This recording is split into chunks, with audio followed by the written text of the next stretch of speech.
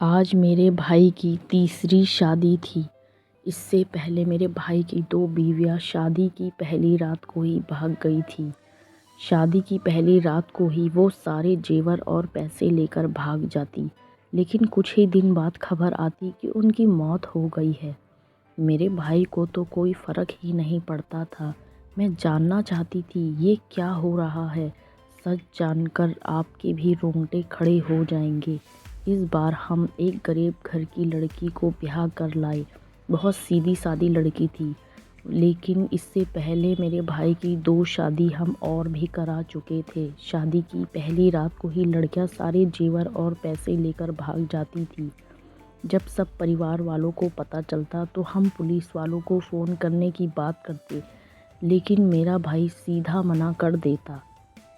वह कहता कोई बात नहीं, शायद मेरी किस्मत में ही ये सब होगा, और हम भी सब चुप हो जाते। लेकिन दूसरे ही दिन मेरा भाई बिल्कुल नॉर्मल हो जाता।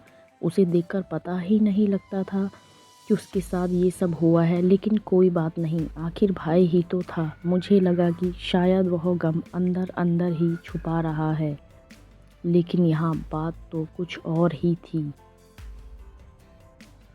अब मेरे भाई की तीसरी शादी भी होने जा रही थी। बहुत अच्छी और सीधी सादी लड़की थी। मैंने सोचा इस बार मैं पूरी रात सोऊंगी नहीं, देखूंगी और निगरानी रखूंगी कि कैसे ये लड़की भी भाग सकती है।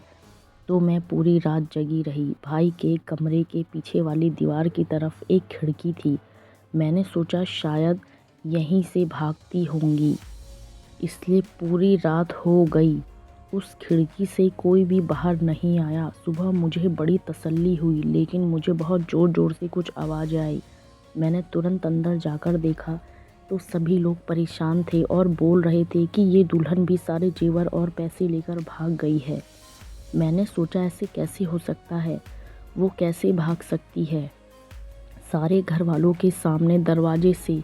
मैं तो पीछे खिड़की की तरफ पूरी रात ही खड़ी थी। वह कैसे सामने के दरवाजे से जा सकती है। बड़े दरवाजे की चाबी का पता तो सिर्फ घर वालों को ही रहता था। फिर मुझे कुछ अजीब महसूस हुआ। मैंने अपने भाई की तरफ देखा, उसे इस बार भी कोई फ़र्क नहीं पड़ रहा था। मुझे लगा ऐसा कैसे हो सकता है, जिसकी बीवी पहली रात को ही भाग जाए, उस आदमी के चेहरे पर थोड़ा सा भी गम नहीं दिखता।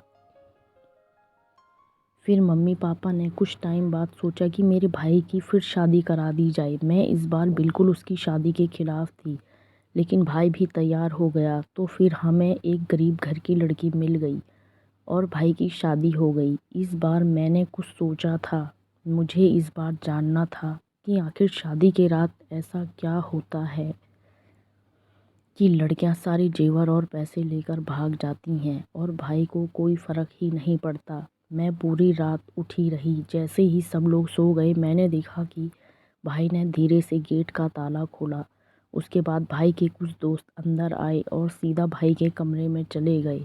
मैं भी पीछे पीछे गई। दरवाजे के अंदर झांक कर मैंने देखा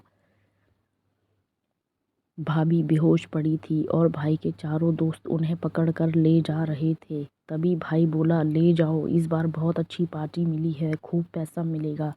ऐसा करो साथ में इसके जेवर भी ले लो, थोड़ा पैसे हैं ये भी ले जा लो, ताकि घर वालों को लगे यह भी पहली वाली बीवियों की तरह ही सारे पैसे और जेवर लेके भाग गई है। मुझे तो अपने भाई पर यकीन ही नहीं हो रहा था। वह कितना दरिंदा था। इसका मतलब मैं समझ गई थी कि वह अपनी बीवियों को बेच देता है। फिर वो बोला, वैसे तो यह बहुत गरीब घर की है, लेकिन फिर भी होश आने पर अगर इसने कुछ आनाकानी की तो इसे भी मार देना। इसका मतलब मेरा भाई ही अपनी बीवियों को बेचता था और उनके विरोध करने पर उन्हें मार डालता था। मैंने बिना देर किए ही सीधा पुलिस वालों को फ़ोन कर दिया।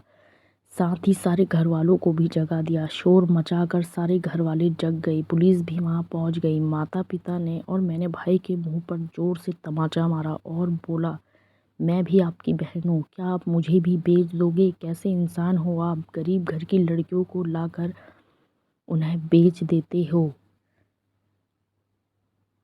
लेकिन मेरा भाई इतना दरिंदा हो चुका था, उसके चेहरे पर कोई भी गम नहीं दिख रहा था। हमने पुलिस वालों को बोला इसे सीधे यहाँ से ले जाइए और इसे कड़ी से कड़ी सज़ा दी जाए ताकि आगे कोई इस तरह की इतनी गिरी हुई हरकत ना कर सके। साथ ही भाई के दोस्तों को भी पुलिस ने गिरफ्तार कर लिया। शुक्र है इस बार एक लड़की की ज़िंदगी बच गई।